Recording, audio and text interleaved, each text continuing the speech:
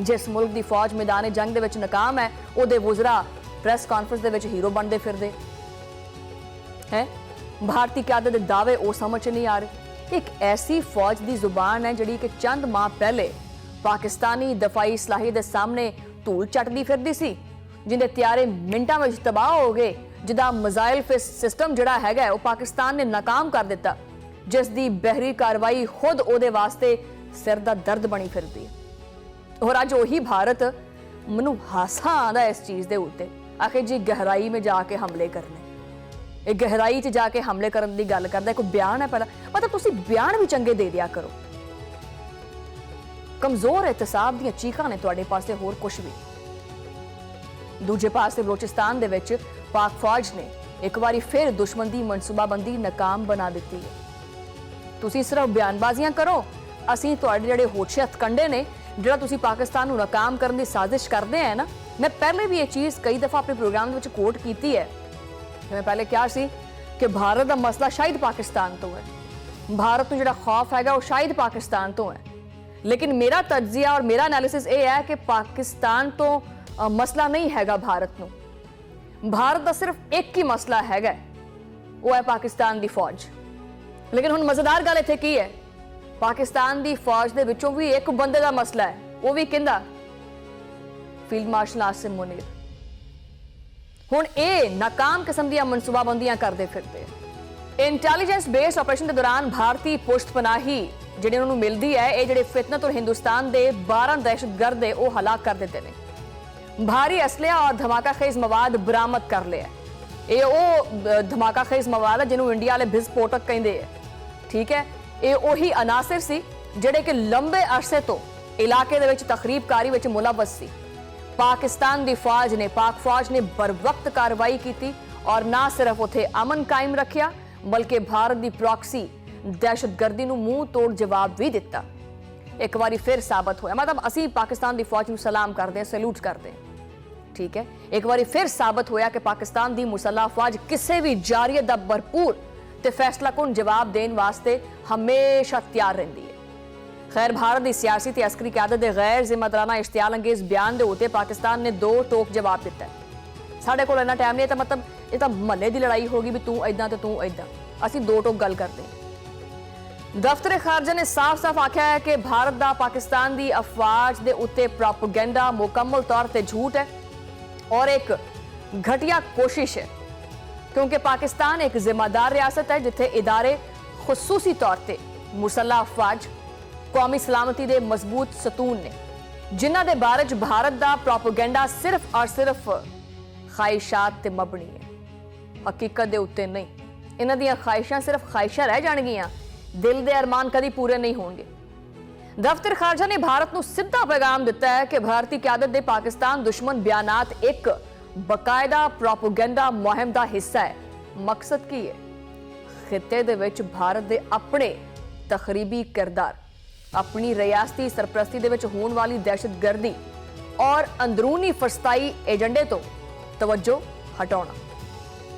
पाकिस्तान ने यह भी याद दिलाया कि मई 2025 का वाकया महज तारीख का वाकया नहीं, बल्कि एक असी सबूत दिता है, और सबूत इस गल का है कि पाकिस्तानी अफवाज ने भारतीय जारियत के मुकाबले दे विच भरपूर मुंह बल्कि तोड़ नहीं, मुंह तोड़ मरोड़ ते फैसला कुन दफा किया है। यह हकीकत जिहड़ा ना वो भारत को ना पसंद आई है और ना अज तक इन्होंने हजम होनी है।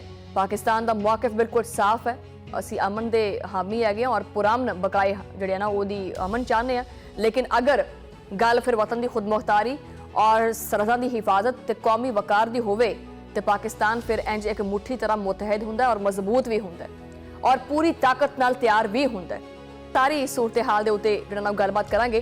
मेरे नाल मौजूद ने ब्रिगेडियर रिटायर्ड हारिस नवाज साहब। हारिस नवाज साहब, वेलकम करने अपने प्रोग्राम के और मैनू सवाल समझ नहीं आ रहा कि मैं मतलब की सवाल करा। ये भारत का चल की रहा, दिमाग अपना फेल होया पे, राफेल तो फेल नहीं हुआ, दिमाग फेल हो गया।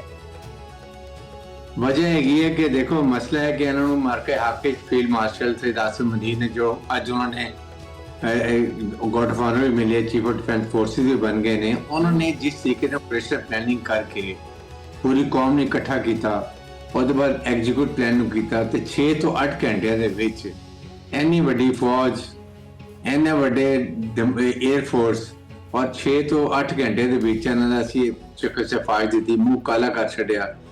ਦੁਨੀਆ 'ਚ ਮੂੰਹ ਦਿਖਾਉਣ ਦੇ ਕਾਬਿਲ ਨਹੀਂ ਹੈਗੇ। ਤੁਹਾਡੇ ਸਾਹਮਣੇ ਜਿਸ ਤਰੀਕੇ ਨਾਲ ਪਾਕਿਸਤਾਨ ਹੁਣ ਇੱਕ ਪੂਰੇ ਰੀਜਨ ਦਾ ਰੀਜਨਲ ਸਟੈਬਲਾਈਜ਼ਰ ਬਣ ਗਿਆ ਹੈ, ਇੰਡੀਆ ਆਈਸੋਲੇਟ ਹੋ ਗਿਆ ਹੈ। ਪਾਕਿਸਤਾਨ ਦੇ ਤਾਲੁਕਾਤ ਈਰਾਨ ਦੇ ਨਾਲ, ਬੰਗਲਾਦੇਸ਼ ਦੇ ਨਾਲ, ਚਾਈਨਾ ਦੇ ਨਾਲ, ਸੈਂਟਰਲ ਏਸ਼ੀਆ ਹਰ ਇੱਕ ਨਾਲ ਚੰਗੇ ਤਾਲੁਕਾਤ ਨੇ। ਇੰਡੀਆ ਨੂੰ ਕੋਈ ਮੂੰਹ ਵੀ ਨਹੀਂ ਲਾ ਰਿਹਾ। ਇਹ ਉਹਨਾਂ ਦੀ ਰਾਤਾਂ ਦੀ ਨੀਂਦ ਉੱਡ ਗਈ ਨੇ। ਉਤੋਂ ਅਸੀਂ ਨया CDF ਬਣਾ ਲਿਆ, chief of defence forces the headquarter ਬਣ ਗਿਆ, ਜਿੱਥੇ ਹੁਣ ਪ੍ਰੋਪਰ ਯੂਨੀਫਾਈਡ ਕਮਾਂਡ ਹੋ ਗਈ ਹੈ, ਮਲਟੀ ਡੋਮੇਨ ਆਪਰੇਸ਼ਨਲ ਸਟ੍ਰੈਟਜੀ ਬਣ ਰਹੀ ਹੈ ਤੇ ਸਭੀ ਚੀਜ਼ ਅੱਜ ਇਕੱਠੇ ਖੜੇ ਸਲੂਟ ਲੈ ਰਹੇ ਸਨ।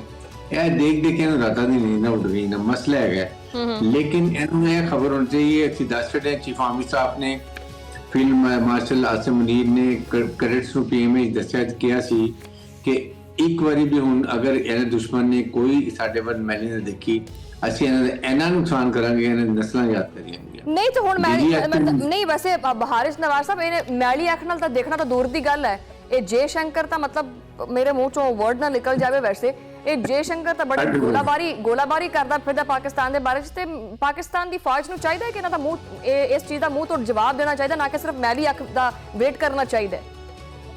ਦੇਖੋ ਇਹ ਜਿਹੜੀ ਗੀਦਰ ਪਾਪੀਆਂ ਨੇ, ਵੀ ਆਰ ਨਾਟ ਪੁਸ਼ਤਾਨੇ, ਦੇ ਨਾਲ ਕੋਈ ਫਰਕ ਨਹੀਂ ਪੈਂਦਾ। ਸਾਨੂੰ ਪਤਾ ਹੈ ਇਹਨਾਂ ਦਾ ਇੰਡੀਆ ਦਾ ਇੱਕ ਇੰਚ ਏਰੀਆ ਜਿਹੜਾ ਨਾ ਸਾਡੀ ਮਿਜ਼ਾਈਲ ਰੇਂਜ ਦੇ ਅੰਦਰ ਹੈ। ਨੰਬਰ 1 ਰਾਫੇਲ ਦੇ ਯਾਰੇ ਨੇ ਜਿਆਦਾ 2019 ਵਿੱਚ ਨਰਿੰਦਰ ਮੋਦੀ ਕਹਿੰਦਾ ਸੀ ਕਾਸ਼ ਮੇਰੇ ਕੋਲ ਜੇ ਰਾਫੇਲ ਜਹਾਜ਼ ਹੁੰਦੇ ਤੇ ਪਾਕਿਸਤਾਨ 에ਅਰ ਫੋਰਸ ਦਾ ਮੈਂ ਇਹ ਕੁਝ ਕਰ ਸਕਦਾ। ਹੁਣ ਤੇਰੇ ਕੋਲ 24 ਜਹਾਜ਼ ਹੈਗੇ, ਕੀ ਕਰ ਲਿਆ?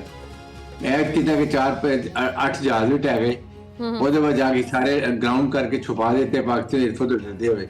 ਇਹ ਦਿਨ ਹਾਲ ਹੈ। ਇਹਨਾਂ ਦੇ 9 ਸਕੁਆਡਰਨ ਕਾਟੇ ਗਏ ਨੇ, 900 ਦੇ ਕਰੀਬ ਪਾਇਲਟ ਕਾਟੇ ਹੋ ਜੋ 에ਅਰਫੋਰਸ ਜੁਆਇਨ ਨਹੀਂ ਕਰਦੇ, ਡਰਦੇ ਨੇ ਪਾਕਿਸਤਾਨ ਪਾਇਲਟ ਤੋਂ ਕਿ ਸਾਡੇ ਜਹਾਜ਼ ਆ ਦੇਣਗੇ। ਇਹ ਦੇਖੋ ਤੇ ਇਹਦੇ ਨਾਲ ਬੜਾ ਫਰਕ ਹੈਗਾ, ਬੇਸਿਕ ਫਰਕ ਹੈਗਾ ਕਿ ਪਾਕਿਸਤਾਨ ਦੇ ਵਿਰੁੱਧ ਤੇ ਸਾਡੇ ਟਰੂਪਸ ਆਪਣੇ ਕਮਾਂਡਰ ਸੇ ਟਰਸਟ ਕਰਦੇ ਨੇ, ਉਹਨਾਂ ਦਾ ਕੌਨਫੀਡੈਂਸ ਹੈਗਾ। ਔਰ ਇੰਸਪਾਇਰਿੰਗ ਤੁਸੀਂ ਆਪਣੇ ਚੀਫ ਆਫ डिफेंस फोर्सेस है, ਤੁਸੀਂ फील्ड मार्शल ਦਾ ਤੁਸੀਂ ਦੇਖਿਆ ਕਿ ਬੋਡੀ ਲੈਂਗੁਏਜ ਕਿਸ ਤਰ੍ਹਾਂ और कितना कॉन्फिडेंस है। This speaks one volume of thing. और मोरल ऑफ ट्रूप्स से बड़ा जरूरी है कि कमांडर दे ट्रस्ट हो। ਇਹਨਾਂ ਦੇ ਦੁਨੀਆ ਦੇ ਵਿੱਚ ਸਭ ਤੋਂ ਖੁਦਕੁਸ਼ੀ ਦਾ ਰੇਟ ਟਰੂਪ ਇਹਨਾਂ ਦੇ ਫੌਜੀਆਂ ਦਾ ਜ਼ਿਆਦਾ ਹੈ। ਟਰਸਟ ਨਹੀਂ ਹੈਗਾ। ਇਹ ਵਜੂਹਾਤ ਨੇ ਜਿਹਦੇ ਵਜ੍ਹਾ ਨਾਲ ਪਾਕਿਸਤਾਨ ਦੀ ਮਿਲਟਰੀ ਫੋਰਸਿਸ ਨਾਓ ਦੁਨੀਆ ਦੇ ਵਿੱਚ ਨੰਬਰ 1 ਹੈਗੀ ਹੈ। ਅਸੀਂ ਦੁਨੀਆ ਨੂੰ ਦੱਸ ਦਿੱਤਾ ਕਿ we are most mature responsible nuclear ਮੁਲਕ।